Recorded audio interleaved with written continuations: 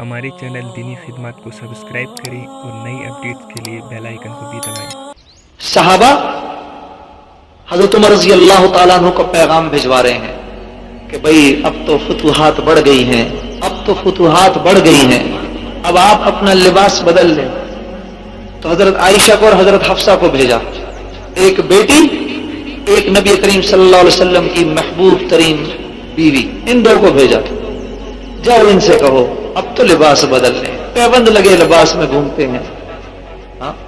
تو غصے میں کھڑے ہو گئے، یہ بتاؤ یہ تمہیں بات کس نے کہی؟ اگر مجھے تم بتا دو تو میں مار مار کے ان کی شکلیں بگاڑ دوں۔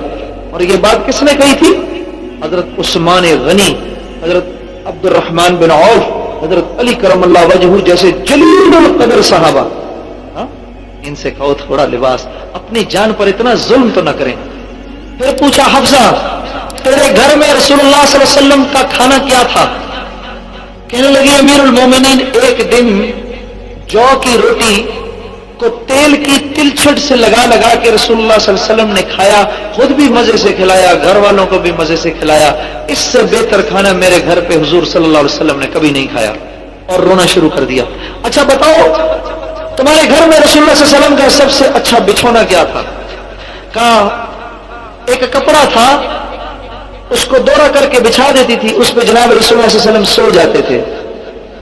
ایک دن اس کو چورا کر دیا، سوئے تو صبح فجر کے وقت فرمانے لگے اے حفصہ تو نے آج اس کپڑے کے ساتھ کیا کیا؟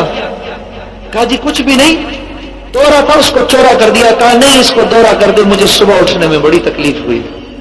تو فرمانے لگے کہ میرے دو دوست تھے، میرے دو ساتھی تھے، ایک راستے پر چلا اور منزل کو پہنچ گیا، دوسرا بھی اسی راستے پر چلا اور منزل کو پہنچ گیا۔ اگر میں اس راستے پر نہ چلا تو اپنے ساتھیوں سے نہ مل سکوں گا، مجھے بھی اسی راستے پر چلنا ہے۔ زندگی اتنی زاہدانہ کہ دیکھنے والا کہے کہ اس کے تو کپڑے پھٹے ہوئے ہیں، اس کے پاس تو کچھ ہے نہیں،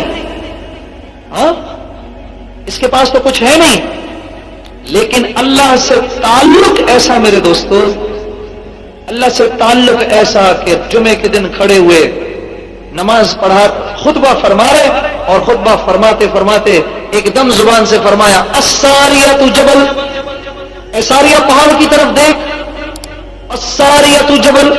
صحابہ بیچ میں خطبہ سن رہے کہ یہ حضرت ساریہ کا نام کیوں لے رہے ہیں؟